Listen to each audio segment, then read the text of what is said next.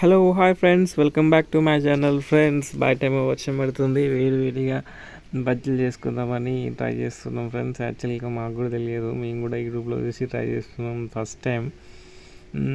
So బయట కొనుక్కుంటే మనకి ఇట్లా 20-30 రూపాయలు అయిపోతే వేస్ట్ అవుతుంది. సో మనకి ఇప్పుడైతే పిండి కన్సిస్టెన్సీ ఈ విధంగా ఉండాలండి. మీరు అక్కడ చూస్తున్నారు కదా, అలా బజ్జీకి పిండి పట్టుకోవాలంటే కన్సిస్టెన్సీ ఆ విధంగా ఉండాలి.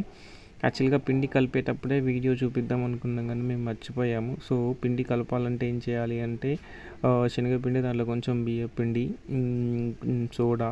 బియ్యపిండి వేస్తే క్రిస్పీగా వస్తాయి కొంచెం. సో శనగపిండి అండ్ బియ్యం పిండి, కొంచెం సోడా, ఓమో వేసి కలిపినాము. ఆ పిండి కన్సిస్టెన్సీ కలిపాము.